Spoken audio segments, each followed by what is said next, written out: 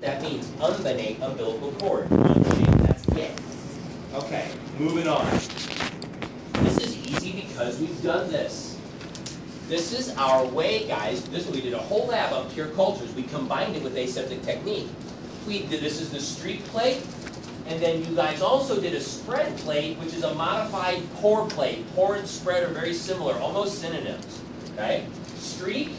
Why do I streak? Because when I pull, and drag into the middle, hopefully I've diluted all the cells so that by the time I get into the middle of that Petri dish, I just have dots. That's what I want. First, I put it here. All kinds of bacteria on my loop, right? You can't tell what kind of cells you have here. This is a smear. Pull it over here, a little less concentrated, a little less, right? Way less. And then as I jam down to the bottom, guys, I have pure cultures. What do you mean pure cultures? It means if I can go in and physically pick up that colony and I won't have any other contaminants. I know I will be pure because I have an individual cell. What was the relationship between cells and colonies? One cell, one colony. One parent cell, guys, gives rise to a colony. So if I can pick out one colony, I told you all this already too. I've got one cell's worth of genetics. Only one kind of cell's genetics. Okay? So it allows me to eliminate a lot of BS that gets in the way of me telling what's going on because I've eliminated it down to one cell's worth, not just genetics, one cell's worth of biology. Yeah? I've got a whole colony of them, but they're all clones. Okay? We want to streak for isolation because we want these cells to be isolated all by themselves and then to grow up into a colony so I can physically go pick you up with a loop or a needle. That's what this is about. Practicality. Really. I want the biology of one prokaryote, but I can't see it and I can't find it. Streak it out. Ah, there it is. Well, there's 3 trillion clones. The parent's in there somewhere. Okay? All right. Streak plate, guys. Pour plate. Pour plate is also diluting. See how we physically diluted? We had a lot, less, and way less. Instead of doing that physically, we do it in test tubes and we cut it. We step on it. Okay? We cut it. In this case, guys, by a fraction of 10. This is called a serial dilution. You guys have heard that before. What makes it serial? What's a serial killer? Over and over and over again, right? Same exact pattern over and over and over again. Here's this dilution. We have 1 mil in 9, 1 mil in 9, 1 mil in 9, over and over again, cutting it by 1/10 every time we do that. Why would we do that? Because, guys, in our initial sample, let me just get a visual aid here. Again, I can ask you guys. What's this called? Mixing. I'm using my what? Yeah. And it's creating a what on the inside? Yeah. Finger vortex. Okay?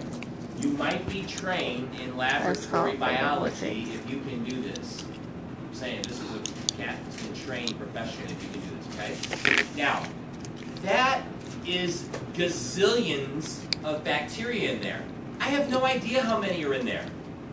One way to figure out how many are in here is by doing this method right here. Okay, so let's say we've got an initial sample of unknown concentration, right?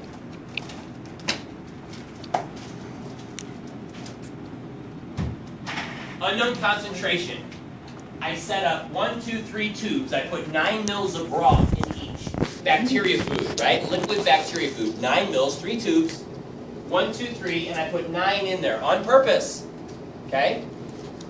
Out of my original stock, we call it a stock culture, I pull out 1 mil from that tube that y'all just saw me finger vortex. I pull out 1 mil and I stick it in 9. Okay? Some of you guys have already done enough nursing math to understand exactly what we're talking about here. Okay? Right? There's some math that we've got to do to get through the whatever the hell you guys do. Okay? And this is kind of an example of that. Look look at what we're doing here. The reason why this is going to work is because I'm going to cut it by 10, by 10, and by 10, and then I'm going to pull out a volume, and I'm going to squirt it on this plate, I'm going to bake it, and see how many come out. After I cut it, guys, let's just call it 1,000, okay? 10 times 3. After I cut it by 1,000, I end up with 3 colonies. How many are in the tube originally? I'm looking right at Laura next to because she is sitting next to Michaela, who's right to the right of Dana's friend, whose name still escapes me. Didn't you say it was your daughter's name? Damn. Allie. It's harsh. All right, so after I cut it by 1,000, I end up with 3. How many are in the tube? Work back. 3 times 1,000, right? You cut it by 1,000 and got 3, so what was in the tube? 3,000, right, divided by 1,000 is 3. How do you figure that out? You get your original, and you multiply back, guys, how you cut it. So I got 3, I cut it by 10, that's 30. Times 10 is 100, times 10 is 1,000. That's what was in my tube. That's what we do there, and that's not really, that's a calculation that's not on this slide. That may come up in lab, okay? We don't have to do that for the lecture. What we have to do is understand that there's a specific number that we're looking for when we pull this out, okay? When we pull this out, guys, we throw that sample. Okay, let me say it another way. Look here. I pulled a mil out of this tube, and then I pulled a mil out of this tube. I got 2 plates, right? This one has more than that one. You can see more dots.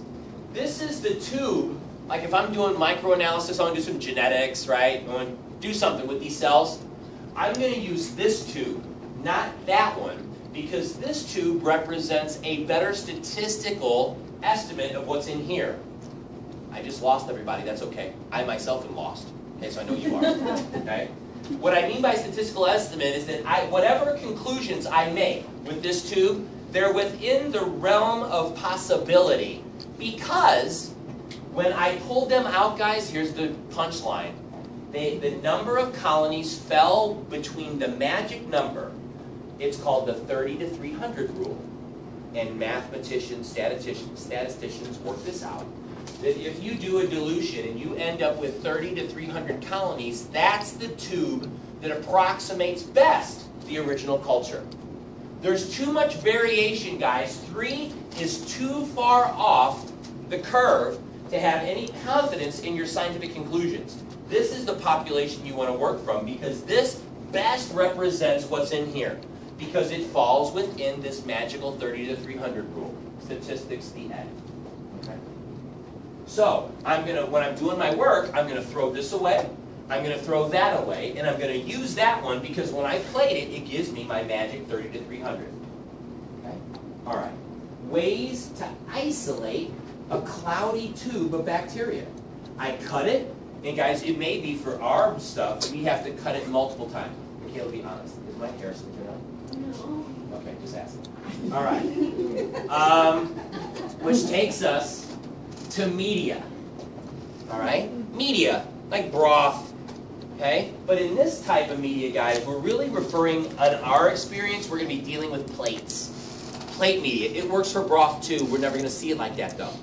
Okay? It's always going to be in plates. And out of this list of 6, these are the only 2 that we got to know. That's it. Those 2. Selective and differential. And trust me, that's enough. We've got to understand the difference between those 2. We're going to do this and have a small break again, because it's 10 o'clock tonight. Okay? Selective and differential. Some rules about this. Okay, here's some words. Slant and butt. That's how we talk about tubes, guys. If I have hot agar, right, I gotta cook it, I gotta sterilize it in the autoclave. Gotta autoclave it. When we want to make a slant, how would we do that? We do it how you think. Yeah, that's right. We do it like you think you do. We just cool them at an angle. And the agar slants, the broth slants, turns into agar. Why would we do this?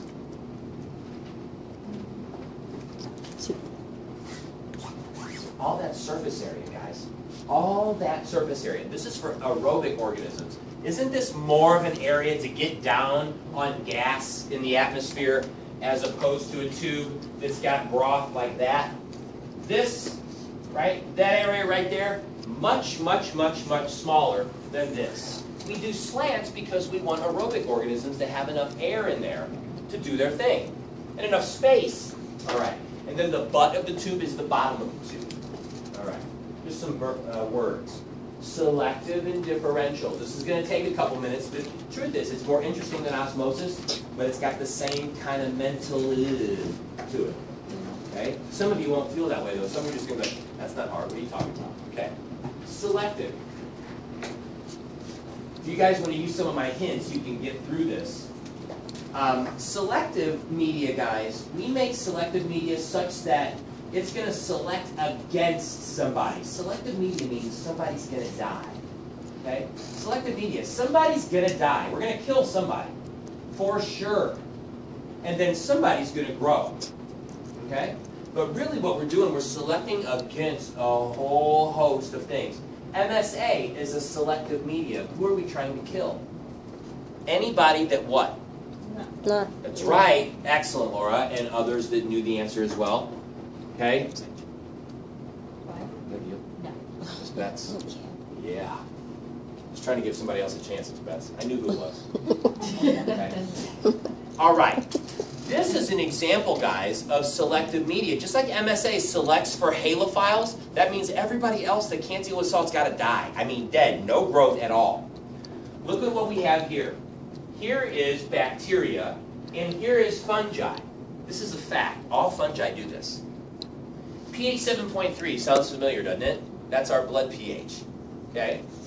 All of our fluids, right, have that pH. That's our body pH. And bacteria that live in our body are there because they love that pH. So when you put bacteria on this plate, boom, rainforest, right? But where are the fungi? They're nowhere to be found.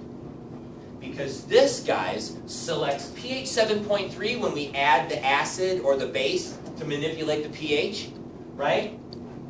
In this case, we're making all the fungi die because the number's too big. But then when we go and make the pH 5.6, all the fungi grow and we kill all the bacteria because they can't deal with pH 5.6. Selective.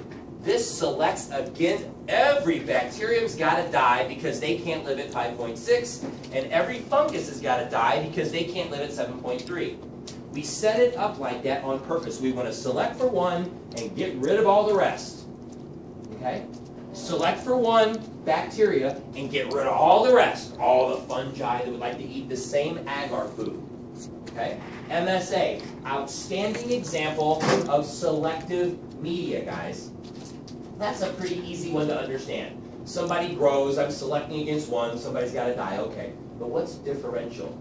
You guys get selective on the lab exam, but half of you guys don't with the differential. Differential means different, okay?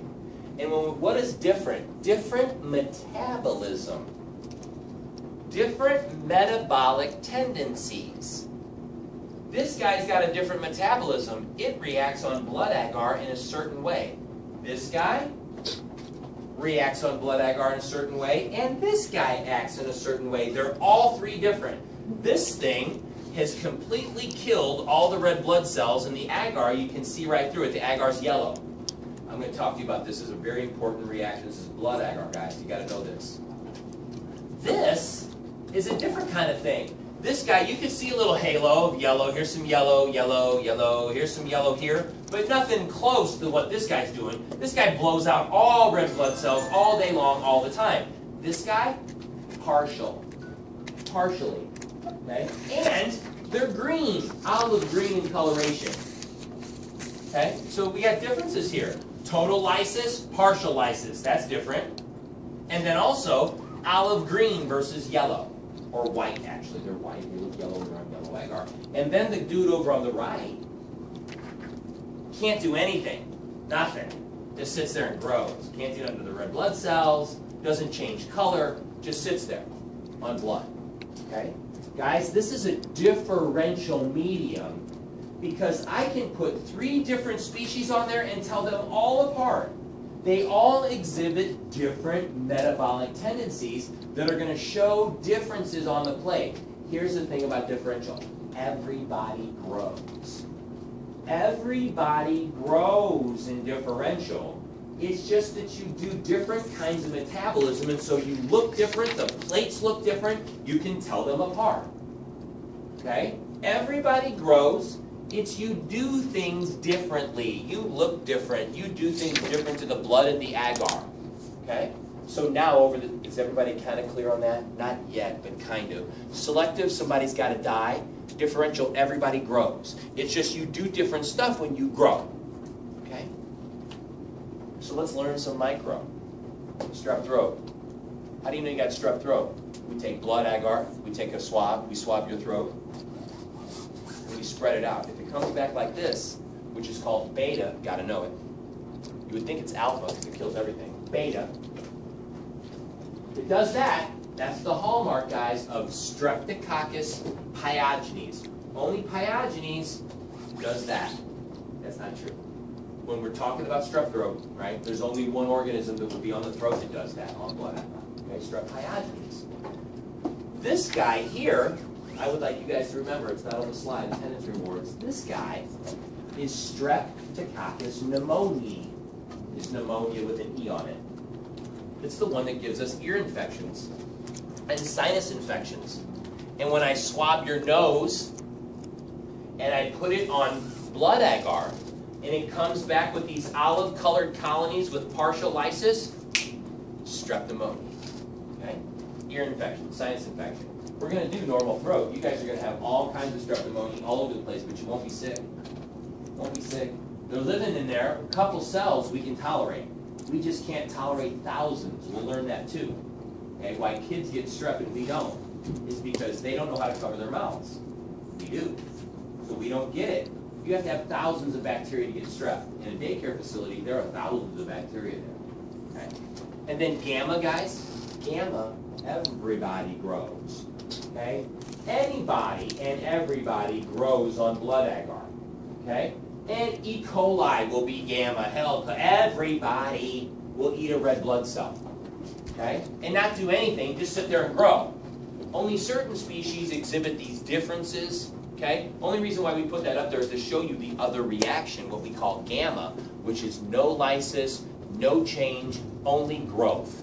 Just growth, that's it. Just growing. Like epidermidis on MSA, it's just growing. That's what gamma is.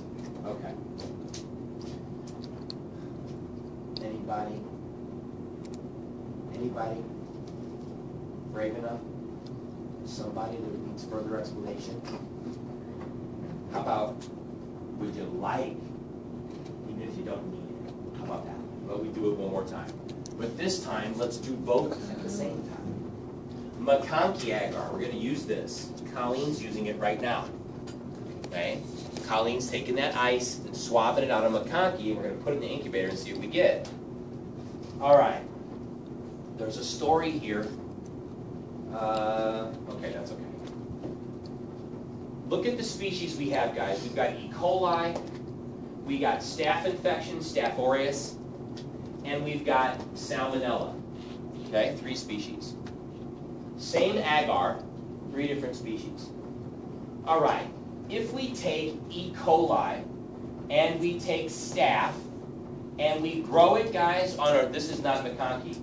The red ones are MacConkey. If we grow it on a regular plate, they grow. Okay, we got to show that first. Say, hey, show me that they can grow it all. Maybe MacConkey's got some magic wizardry going on. Show me that they can do the normal thing. And they can. Grow, no problem, okay?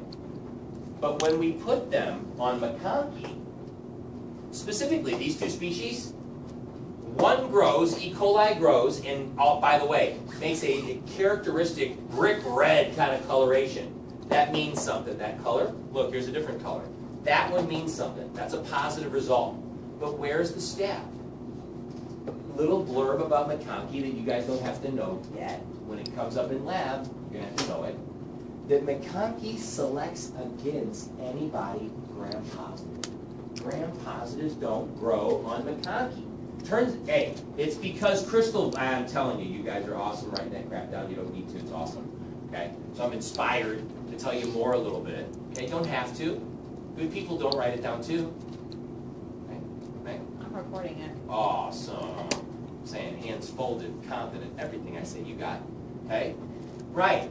E. coli is going to grow, staph doesn't, because staph, as you guys learned last night, is gram-positive. Crystal violet inhibits the growth of gram-positive organisms. I don't know why, it just does. So, if I'm looking at staph and E. coli grows like mad. They love it. E. coli is also gram-negative, right? Now, let's take 2 gram-negatives. Let's take salmonella, it's a gram-negative rod. E. coli, it's a gram-negative rod. Okay, get rid of the positive crap. That's the selective piece. Now watch how it's differential too. So we got gram-negative, yeah? They both grow. But one looks different than the other because one does something metabolically different than the other one. You don't need to know this, but when you're brick red, it means you're positive for lactose. It means you can eat lactose. Salmonella cannot eat lactose. Guys, like we talked about staph eating mannitol, same thing. Give them a challenge. Hey, we know you eat lactose. Can you? Nope. Great. We can use McConkey to tell the difference. Okay? Differential. They both grow, but they're doing different things. Selective, somebody's going to die. All right. All right. That was the last example, guys. Study it a little bit. Okay, it takes a little bit of study. And then check with me or your buddies about whether you understand it. Gas pack, skip. This is one way we keep the tuition down, guys, is this right here. Skip that and talk about a candle jar just for a second. This is why we can teach multiple sections. This is why it took 1.1 million for St. Charles to get a micro course, okay? Because then it's expensive to run micro. It's extremely expensive. One of the ways to keep the cost down is by using a candle and a mayonnaise jar to encourage things like streptococcus. The Pyogenes cat, anaerobic. It can't use oxygen. It's actually in our cells, not on the surface, in. And so we light the candle, right? Put our plates in, light the candle, put the lid down, right? And when the candle goes out, there's virtually no oxygen left because the oxygen has been consumed. And now these guys can operate happily because there's no toxic oxygen for them to worry about. Okay? That's just one of the ways, guys, that we can. Or they're talking about culturing, right? Low oxygen or whatever. Really, you can kind of skip that. Okay? This low oxygen thing, special culture techniques. If you guys know why we use a candle jar, that's enough for me, and all we're also going to do in the lab. Preserving. Important. Okay? Important to know how we can control the growth of things. We use salt as a preservative, right? Here, we're using temperature and moisture. Refrigeration.